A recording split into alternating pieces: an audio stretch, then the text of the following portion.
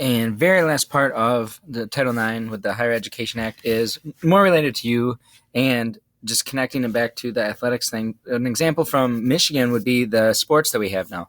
So boys and girls right now are both playing basketball. Well, that was different when I went to school, and that wasn't that long ago. In fact, the change happened.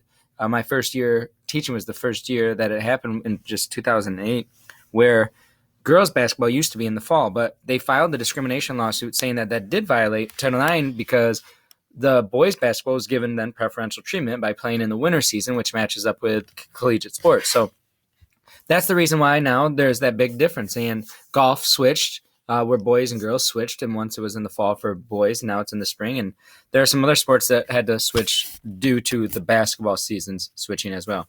So on to some other groups. We're going to go through those with disabilities and then older Americans as well here, where you can't discriminate because of age either. And that is actually a very tricky one. And there are a lot of rules that go into it that you might question and say, well, how does that even fit? Bottom line is when somebody applies for a job, you can't ask them how old they are if you are going to look to hire them. You can ask them if they're of age to work, or are they qualified to work? Are they legally allowed to work in the United States? Because there are some bona fide qualifications such as serving alcohol or something like that. But you can't ask them how old they are. And it's difficult because what are you supposed to do? Stop an interview and say, I'm not going to answer that. And that's why these type of laws are very difficult. The EEOC, the Equal Employment Opportunity Commission, was created to address those. But the best you can do is just answer the question in a way where you, unless it's something that really bothers you, where you feel you answer it, but not in a detrimental way to you being hired. And the idea is it's hard because, if you want somebody to work for you for 25 years and there's somebody who appears to be 55 as opposed to somebody who appears to be 25, who are you going to hire? And that's where those laws sometimes are a little blurry and how do they fit in. Compulsory retirement, though, is they can force you to retire at certain ages. And it does vary by occupation. 70 is quite high now due to medical increases and everything like that in the medicine community. But pilots actually are much lower than this. They've increased that as well. But, as flying planes go, they have a lower age for when you hit this age, you have to retire due to the concerns as you reach older age. So disabled Americans are next before we hit our last group, which would be related to the biggest mandate that we talked about back in federalism. So think back to mandates, something from the federal government telling you what you have to do. And as we did our scavenger hunt with federalism, so much of that was related to the ADA, the Americans with Disabilities Act. This is the most commonly referenced mandate that there is. And it required all of the updates in public facilities, ramps, elevators, braille, whatever the case may be. It happened because of this. And that can be quite costly because those buildings, those cities, those states, whatever, have to incur the cost of those upgrades. The education aspect is much different now, too. That's where special education comes from with IEPs and everything like that, where they are required to receive services from a public education standpoint. All right, now as we move into our last group for affirmative action, so going back to racial discrimination and reverse discrimination, homosexual rights. So a lot of different issues that go into homosexual rights and the discriminatory practices towards the LGBT community. The most recent, obviously, would be the gay marriage case. And if you look at this, only a few of you were able to recognize it when I asked at the beginning of the year, because it's more just right now talked about as the gay marriage case. But back to Don't Ask, or starting with Don't Ask, Don't Tell, it had to be it was the policy during this time where if you were openly gay, you wouldn't be allowed to serve in the military. So they adopted this policy where it was don't ask. Don't ask if somebody's gay. And if you are, don't tell somebody that you are gay, because if you were to do that, then you wouldn't be allowed to serve. So it was a policy that it immediately basically had some opposition, and it just took a while. And and it really, I guess the people who wanted it repealed were more frequently the elderly generals and everything, where they just kind of, it had been something that was a part of the military for a long time. Nobody was really concerned about that. If you were going to fight together, it didn't really matter about your orientation. And it took some support from within the military to see that change. Now, Bowers versus Hardwick was one that upheld some legal action against homosexuals and homosexual activity. So specifically, this one dealt with sodomy laws, and where sodomy laws constitutional, and they were laws that during or between consenting adults dealt with what sexual acts they could be engaged in. And it's not just homosexual acts, it's heterosexual acts too, followed some sodomy laws. But the idea here was, are sodomy laws something that the government can regulate? Between two of age individuals, can they regulate that? And in this case, in the 80s, they said yes, they could.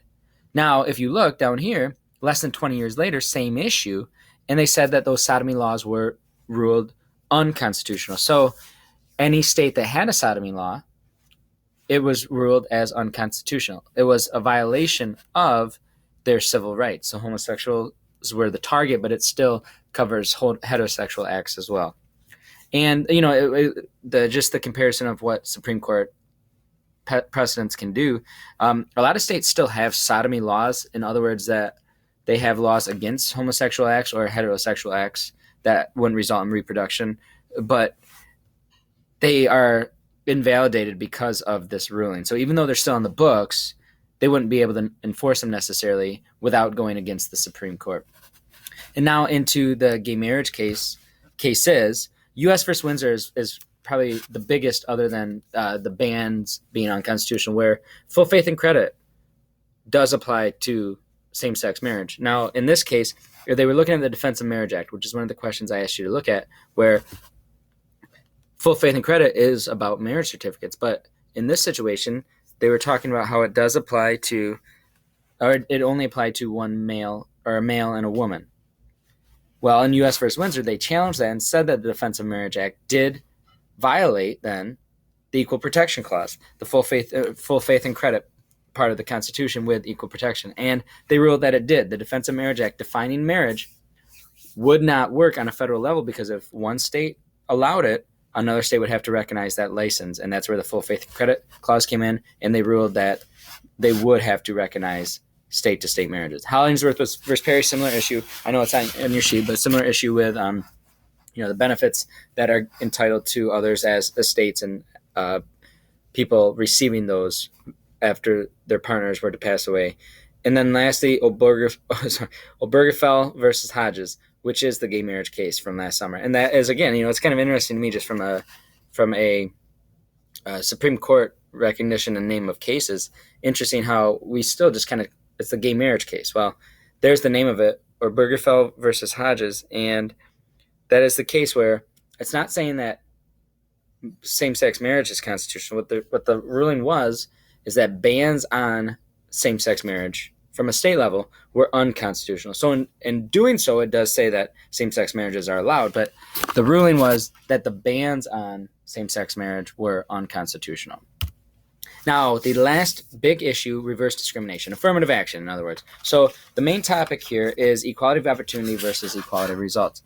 And when is it okay to match up what we need? And the idea here with reverse discrimination is really going back to the years of slavery, and then the Jim Crow laws, and that lasted until the 1950s, and then segregation lasted well into the 70s in some areas. And is that really equality of opportunity for African Americans? And a lot of people talk about, well, they should be able to overcome that. You're looking in some areas of the country, not necessarily the North, even though there still is racism. You're looking at over 300 years of systemic racism that you would expect somebody to overcome in about 40 years. And that's where the discussion comes from. What is necessary then to address that discrimination that they are experienced, or their parents or grandparents experienced? Equality of opportunity or equality of results? Is it necessary to get the balance and see the same results of people attending colleges, getting jobs, whatever? Or is it just that everybody has the same opportunity without discrimination in the first place? And that's where affirmative action and issues related to affirmative action come in. So our first case, University of California versus Bakke. So Bakke was a student applying to med school where there were 100 positions available. And 80 of those were set aside for white students. 20 were strictly set aside for minorities. And in his case, 80 students had already been filled in the white slots. There weren't 20 positions that had already been assigned to minority students, and he felt like he fit one of those 20 positions. When they looked at the records, or academic records, performance, he had performed better in his graduate work than other students who would have been fitting into that category of 20. So filed a lawsuit saying that he should have been admitted. And they ruled that that was unconstitutional. So what that was, it was 20 positions for minorities. That's the quota. They had 20 spots set aside, filling that quota of racial minorities. And they ruled that that was a violation of the Equal Protection Clause. Race can be a criteria. It can be considered, but it can't be a quota, meaning that they set aside positions for. And this one also isn't on your sheet, but similar idea, a quota. It's not a number, but it's a percentage in this case, and it's not a school, it's a city. And hiring. So 30% of companies that the city dealt with had to be owned by minorities. That's a quota still, and they ruled that that was unconstitutional as well because they're still focused on fulfilling a quota as opposed to extra consideration or something to that effect. Which takes us to our next case, or next two cases actually, and they can still kind of be confusing when I talk about extra representation or a quota. So the first one is undergraduate, and they're both about U of M, both in 2003, same day they made their ruling or released their ruling. This is undergraduate, Gratz versus Bollinger. This is the law school, so the graduate, Grutter versus Bollinger. Same university, both dealing in affirmative action, but in different ways. Undergraduate students, again, like I had said, were automatically given 20 points if they were from an underrepresented ethnic group. So that would be African American, Hispanic, but not underrepresented, not at U of M, Asian. They're not underrepresented, so Asian Americans are not given, or were not given that 20 points. And if you hit your 150 point or your 100 points, you are automatically enrolled. So they considered this a quota.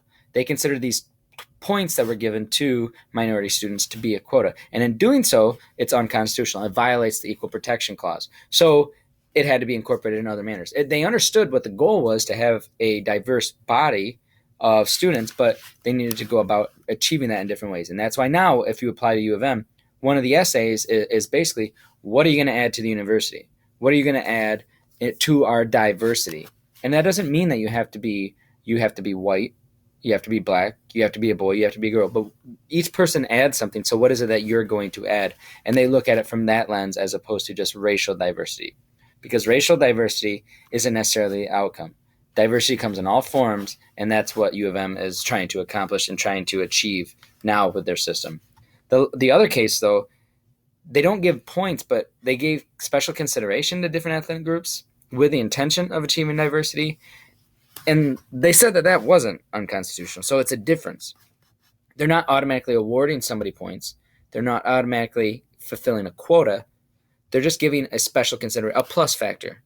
It's not a quota, it's a plus factor. So if you were to look at and evaluating applications and they're very, very similar and there's nothing really to break apart, and then they were to say, and this is an ethnic group, but it's not necessarily, it doesn't have to be ethnicity. They're looking at racial, gender, whatever, and it's a special consideration. So it's not fulfilling a quota. It's not an extra set aside spot, but it can be an extra consideration if it comes down to a few individuals who have similar resumes, who they're going to pick. And in some situations that might seem like it's still a preference, and it could be considered that, but that isn't really the goal in terms of, if multiple people end up with let's say a 30 on their ACT, they're automatically going to admit the minority over the white student who also had a 30. That's not what special consideration is, and that's not how they operate with that. It's just looking to achieve a student body can still be the desired outcome. Okay, now finally, just remember, I talked about this. It's difficult for you to sometimes think about what it's like to be discriminated against because you're not always discriminated against. And as you've seen, it's a progressive thing where these different groups who feel racial discrimination, religious discrimination, whatever the case may be, have to change the policies that deal with them. So it's an ongoing shift for many people as more people are exposed to different groups, and that could be racial, it could be age, it could be anything. It changes perceptions of them as well. So this, civil rights, equality, the Equal Protection Clause really does play a role in the way that laws are created and when can the government treat you differently.